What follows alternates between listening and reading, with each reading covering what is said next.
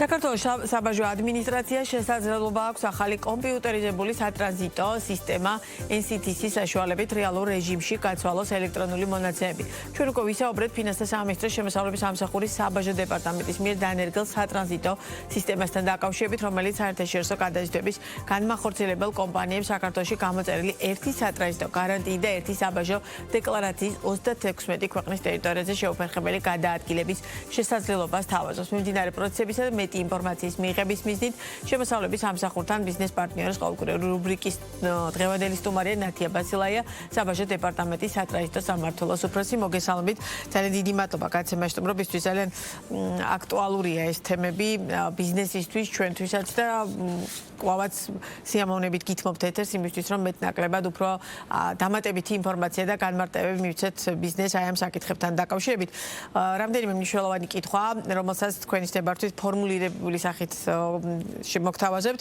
ახალი სატრანზიტო სისტემა ბიზნესის გადმოსახედე საკმაოდ მნიშვნელოვანია გადამზიდავე კომპანიების წარმომადგენლებისთვის და კიდევ ერთხელ რომ განმარტოთ, რა უპირატესობა აქვს ამ სისტემის გამოყენებას სატრანზიტო გადაზიდვებისთვის და რა გამოწვევის წინაშეა ამ ნაწილში საბაჟო დეპარტამენტი, რამდენადაც ცნობილია 1 ივლისიდან ახალი სატრანზიტო სისტემით სარგებლობა აუცილებელი გახდა. მოგესალმებით, მივესალმები მაყურებელს.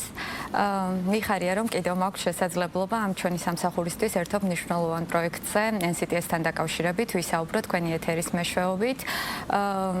წინა ჯერზეც აღინიშნა, რომ ჩვენ ყველა პლატფორმა გამოვიყენეთ საიმისოდ, რომ ვიყენებთ დღემდე, რომ გადამხდელებთან, გადამზიდავებთან, ტრანზიტში ჩართულ პირებთან თუ ექსპორტის განმახორციელებელ პირებთან მივიტანოთ დეტალური ინფორმაცია იმ პროცედურებთან დაკავშირებით, იმ ცვლილებებთან დაკავშირებით, რასაც ამ სისტემაზე საქართველოს მიერთება გულისხმობს საქართველოს საბაჟო დეპარტამენტისთვის და საბაჟო ფორმალობებისთვის. კიდევ ერთხელ რომ განმარტოთ, რა სისტემაზეა საუბარი და რას გულისხმობს ეს მიერთება. დიახ.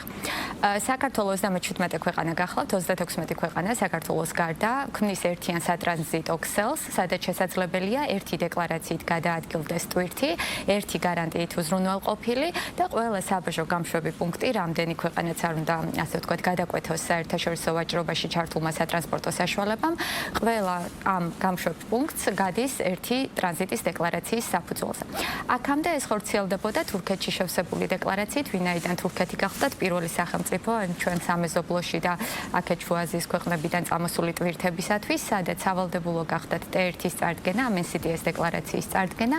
ახლა ეს კარიბჭის როლი გადმოვიდა საქართველოზე და უკვე საქართველოდანვე შესაძლებელია თურქეთის გავლით, ბულგარეთის პორტების, სახმელეთო ტრანსპორტის არ აქვს მნიშვნელობა. ერთი ტრანზიტის დეკლარაციით გადაადგილდეს ჩავიდეს ევროპის ნებისმიერ ქვეყანაში, უკრაინაში, ბრიტანეთში და სხვა წევრ სახელმწიფოებში. ამ შესაძლებლობის ფარგლებში 15 მაისს გახდა სავალდებულო ექსპორტის და რეექსპორტის მიზნებისათვის NCTS დეკლარაციის წარდგენა, ხოლო 1 ივლისიდან, როგორც თქვენ უკვე აღნიშნეთ, ტრანზიტის პროცედურა სავალდებულო გახდა და ტრანზიტიც უკვე ხორციელდება ამ NCTS დეკლარაციების. მაყურებლისთვის და კიდევ ერთხელ გადამზიდავებისთვის უფრო ცხადი რომ იყოს. გამარტივებული წესები მოქმედებს როგორც ქართული კომპანიებისთვის, ასევე მოქმედებს ტრანზიტის მიმართულებით ამ ნაწილში ჩართული კომპანიებისთვის, ხო? დიახ, ეს მნიშვნელოვანი კითხვა გახლავთ, იმიტომ რომ ეს ბიზნეს პროცესი ყველაზე მეტად აინტერესებთ გადამზიდავებს და ნათელი რომ იყოს ორი სიტყვით ასე ავხსნი. ექსპორტიორ კომპანიებს პირველი ამით დავიწყებ, აქვს შესაძლებლობა თვითონ დაბეჭდონ NCTS დეკლარაცია საკუთარი გარანტიით, ან აქვს შესაძლებლობა მიმართონ საბაჟოს და GES-ს თხოვონ დეკლარაციის დაბეჭდვა, ან აქვთ ასევე მესამე ვერსია, რომ მიმართონ ტრანზიტის ოპერატორებს, კერძო პირებს, ვისაც აქვთ უფლებამოსილება და საჯარო სამსახურიდან მინიჭებული უფლებამოსილება ჩვენი სამსახურიდან მინიჭებული, რომ მოემსახურონ მათ და დაუბეჭდონ თავიანთი გარანტიით T1 დეკლარაციები, NCTS დეკლარაციები. რაც შეეხება ტრანზიტის პროცედურას, ტრანზიტის პროცედურაში ჩართული პირები, ვინაიდან საქართველოში დაფუძნებული პირები შეიძლება არ იყვნენ შუა აზიის ქვეყნებიდან წამოსული თურქეთი, აზერბაიჯანიდან, სომხეთიდან, რუსეთიდან და ასე შემდეგ, შეუძლია მიმართოს ტრანზიტის ოპერატორს, თხოვოს მას დეკლარაციის დაბეჭდვა, მის მიერ წარდგენილი გარანტიით, ან ტრანზიტის ოპერატორის გარანტიით და მის მიერ დაბეჭდილი დეკლარაციის საფუძველზე უკვე სარგებლობს ამ გამარტივებული პროცედურებით და ერთი დეკლარაციით ჩააქვს ტვირთი ნებისმიერ წევრ სახელმწიფოში. კი ბატონო, უკვე ისარგებლა თუ არა ბიზნესის ნაწილმა, რადგან 1 ივლისიდან არის ამოქმედებული და როგორ შეხვდა ბიზნესი პრაქტიკაში აი ამ ყველაფერს. წესით ჩემი გადმოსახედით მათთვის ეს ძალიან გამარტივებული სქემა უნდა იყოს, ხო? იმიტომ რომ ერთი დეკლარაციით შეუძლიათ 37 ქვეყანაში საქმიანობა აი ამ ნაწილში, ხო, მაგრამ რეალურად პრაქტიკა რასაჩვენებს? ნებისმიერი სიახლე ცოტა დისკომფორტს გვიქმნის თავიდან, თუ ინფორმაცია სწორად არ გვაქვს მიღებული. ეს მომენტი არის.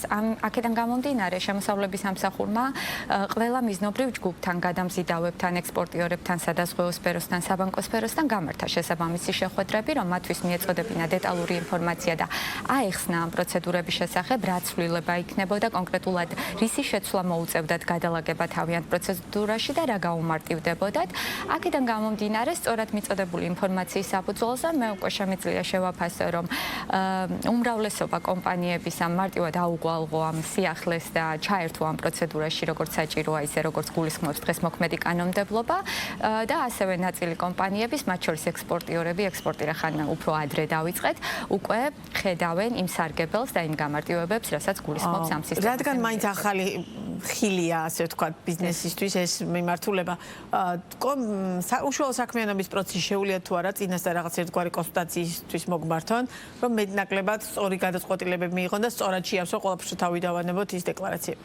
დიახ, აი ამ მასშტაბურ საქმეში ესეც ერთ-ერთი მნიშვნელოვანი რგოლი გახლავთ, რომ მუდმივი მხარდაჭერა და გვერდში დგომა იგრძნონ სამსახურის მხრიდან გადამხდელებმა. ამისთვის ეს სპეციალური სტრუქტურული ერთეული შეიქმნა საბაჟო დეპარტამენტში. Help desk-ი ეგრეთ წოდებული ეს ევროპაშიც მიღებული პრაქტიკა გახლავთ, რომ ამ სისტემის მუშაობას თან უნდა ახლდეს. რატომ იყო საჭირო ცალკე სამმართველო შექმნა? ანუ ეს იმდენად მასშტაბური და იმდენად სპეციფიური მიმართულებაა, რომ მას ჭირდებოდა რაღაც დამატებითი კადრები, ანუ საბაჟო სამსახური თავის არსებულ სტრუქტურაში მას ვერ შეძლებდა? საბაჟო დეპარტამენტმა თავის არსებულ სტრუქტურაში თავისი ძირითადი ბაზა, რა თქმა უნდა, არსებული გამოცდილი თანამშრომლების ბაზაზე შექმნა ეს დახმარების, ასე ვთქვათ, განყოფილება. მასშტაბებს რაც შეეხება ამ სამსახურის მუშაობის, ამ სამმართველოს მუშაობის 24 საათიან რეჟიმში უწევთ კონსულტაციების გაწევა, როგორც საბაჟოს თანამშრომლებისთვის, რადგანაც მათთვის ეს ახალი სისტემა გახლავთ და ცხადია მოდის კითხვები უშუალო თანამშრომლების მხრიდანაც. ცხადია ძალიან დიდია კერძო სექტორის დაინტერესება და 24 საათიან რეჟიმში ზარზე, მეილზე, ყველა დისტანციური არხების მეშვეობით, აპლიკაციების მეშვეობით პასუხობთ მათ მოთხოვნებს, მათთვის საინტერესო კითხვებს ამ ჩვენი სამმართველოს დახმარებით და პლუს ამისა გარდაში და კომუნიკაცია რაც ჩვენს გადამხდელებთან გვიწევს, მნიშვნელოვანი რგოლია და ჩვენთვისაც ახალი ეს საერთაშორისო 24 საათიანი კომუნიკაცია ამ 36 სახელმწიფოსთან, მათ help desk-ებთან ეგრეთ წოდებულ აი ამ დამხმარე სამმართველოებთან, დამხმარე სამსახურებთან, როგორი სახითაც არის ამ ქვეყნებში ჩამოყალიბებული, რომ ერთმანეთთან მუდმივი კომუნიკაციით ნებისმიერი ხარვეზი იქნება, შეფერხება იქნება. იყო რაიმე ტიპის პრობლემა აი ამ მოკლე პერიოდში? მნიშვნელოვანი და აღსანიშნავი მცირედი სამუშაო პროცესთან დაკავშირებული უშუალო საქმიანობა, რაც საბაჟო პროცედურებს ისედაც ახლავს წლებია და წლების განმავლობაში გვაქვს გამოცდილება ასეთ სიტუაციებში მუშაობის. ცხადია, ყველაფერი გამართულად მიმდინარეობს და სტატისტიკაც პრინციპში გვიჩვენებს იმას, რომ საინტერესო სტატისტიკას და რეალურად მიუხედავად იმისა, რომ გარკვეულწილად ტვისტის გატარება შემოწმებას გარკვეული დრო ჭირდება, ეს ამარტივებს აი ამ პროცესებს და რეალურად რამდენად აჩქარებს ბიზნესისთვის რამდენად უზოგავს ბიზნეს დროს, რომ რაღაც პირობითად ტვირთით უნდა გატარებულიყო რაღაც კონკრეტულ X პერიოდში, თუნდაც იმ დეკლარაციების ნაწილი შემოწმების საფუძველზე, ეხა ის რაღაც გარკვეული დრო შეუმციდათ. ანუ ასე ხდება რეალურად? ამ დეკლარაციების წარდგენა, მათ შორის ტრანზიტთან დაკავშირებით, რომ სანამ ტრანზიტი შემოვა ქვეყანაში, ამ დოკუმენტის წარდგენა წინასწარ არის შესაძლებელი, სანამ ქვეყანაში შემოვა, მებაჟე ოფიცერი ადგილზე ამოწმებს მასში შეტანილ მონაცემებს და უშვებს შედარებით მარტივად. გარდა ამისა, NCTS დეკლარაციით გადაადგილებული ტვირთები სარგებლობს მაღალი სანდოობით და მაღალი პრიორიტეტით რიგ ქვეყნებში ცალკე გასასვლელები გეითები აქვს, რომ პრიორიტეტულად გაიაროს და რადგან საბაჟო თუ ამის საჭიროება იქნა, ვინაიდან ჩვენ ისედაც დაყოვნების დრო ძალიან მინიმალურზე გვაქვს დაყვანილი და ამ ეტაპზე ამის საჭიროებას ვერ ვხედავთ, თუმცა თუ ამის საჭიროება იქნება, ცხადია მზად ვართ ვითანამშრომლოთ ტრანზიტის პროცედურის. იმის გათვალისწინებით, რომ შუა დერეფნის როლის გათვალისწინებით, რომელშიც დღეს საქართველოს ძალიან ყოველთვის ძალიან დიდი სურვილი გვაქვს, რომ აქტიურად გამოვიყენოთ და გადმომისამართებული ტვირთების ნაწილის რაოდენობიდან გამომდინარე, ალბათ დატვირთვათ საბაჟოზე ძალიან ბევრად დიდია, ვიდრე დაუშვათ აქამდე იყო და ამიტომაც ვკითხულობ, რამდენად რამდენად რეალურად შეძლებთ აი ამ ყველაფრის გამკლავებას. დიახ, ზუსტად ასეა. საბაჟოსთვისაც ეს ერთობ მნიშვნელოვანია იმ კუთხით, რომ ყველა საბაჟო ადმინისტრაციას, ვინც არის ჩართული ამ სისტემაში, წინასწარ, იმიტომ აუღნიშნე და ამ კითხვის პასუხი ამით დავიწყე, რომ წინასწარ გვაქვს უკვე ინფორმაცია რა ტვირთი შემოდის და მასზე უკვე კონტროლის ღონისძიებები, ეს დერეფანში შერჩევა, დათვალიერება, დასკანერება, აწონვა და სხვა ნებისმიერი კონტროლის პროცედურები იქნება. წინასწარ შეუძლია საბაჟოს უფრო მიზნობრივად შეარჩიოს, ნაკლები შეარჩიოს და უფრო ზუსტად განსაზღვროს რა ექვემდებარება შემოწმებას და ზედმეტად არ დათვალიერდეს როგორც სატვირთოები, ისე და ჩვენ საუბრის ბოლოს კიდევ ერთხელ სტატისტიკა როგორია? სტატისტიკა უკვე გადასარევი, ვინაიდან მასშტაბები აკეთება უკვე ამ სისტემამ. 3000-ზე მეტი დეკლარაცია უკვე გაშვებული საქართველოდან 15 მაისიდან მოყოლებულ სტატისტიკას გულისხმობ. მანამდე 1 თებერვლიდან შევუერთდით ჩვენ ამ კონვენციებს და შესაბამისად 1 თებერვლიდან არასავალდებულო რეჟიმში ბეჭდავდნენ კომპანიები, ანუ ცდილობდნენ აეთვისებიდან ის ბენეფიტები, რაც შეიძლება ამ სისტემამ მათ მისცეს. 15 მაისიდან მოყოლებული უკვე მათ შორის ეს 1 ივლისის პერიოდის რამდენიმე დღე, უკვე ერთი კვირა. 3000 აუცდით დეკლარაციების რაოდენობაში, რაც აქედან იქნა გამოწერილი და 1000-ზე მეტი დეკლარაცია გახლავთ მიღებული საქართველოს დანიშნულებით. ეს უკვე კარგი ციფრებია პირველი ეტაპისთვის. მე დამომეწონა დასაწყისში თქვენ თქვით, რომ ერთგვარი კარიბჭე ვართო, ეხა ამ ნაწილში აქამდე თურქეთი ასრულებდა, ეხა ჩვენ. რამდენად შეგვიძლია ამის კარგად გამოყენება, დაუშვათ ეს რამდენად რეალურად შეუწყობს ხელს ბიზნესს, მათ შორის სატრანზიტო ნაწილში, ვინც საქართველოს იყენებს ტრანზიტისთვის, რომ ჩვენი ქვეყანა აქტიურად იყოს გამოყენებული როგორც სატრანზიტო ფუნქციის მატარებელი. აქ არის ჩვენი როლი მნიშვნელოვანი, რომ სამსახურმა უხარვეზოდ იდეალურად უნდა შესთავაზოს ეს სისტემა აწყობილი, დალაგებული, გატესტილი, გამოყენებული ბევრჯერ და პლუს ამ სისტემას სხვა საგარანტიო სისტემებთან ტირწიგნაკით გადაადგილებასთან და ასე შემდეგ სხვა სისტემებთან შედარებით აქვს პლუსი, რომ არ ეხებოდეს მხოლოდ სახმელეთო ტრანსპორტს. ამ ეტაპზე ჩვენ სახმელეთო ტრანსპორტით და ბორანით გადაადგილებული ტვირთებით დავიწყეთ ვალდებულების ნაწილი. თუმცა სამომავლოდ მოიცავს ეს სისტემა და უფრო მეტად საზღვაოს ნაწილსაც და საჰაეროს, სარკინიგზოს, საჰაეროს.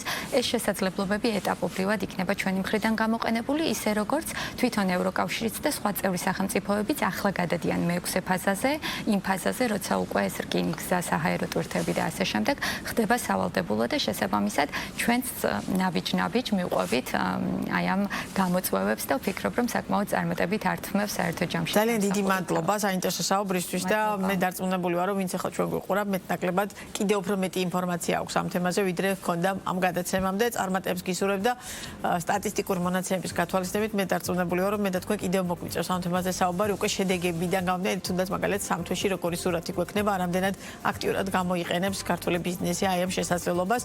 ასეთი იყო ბიზნეს პარტნიორი დღეს, მე და თქვენ ერთმანეთის პროექტის ფარგლებში ხვალ შევხვდებით. მშვიდობიანი დღე, ნახვამდის.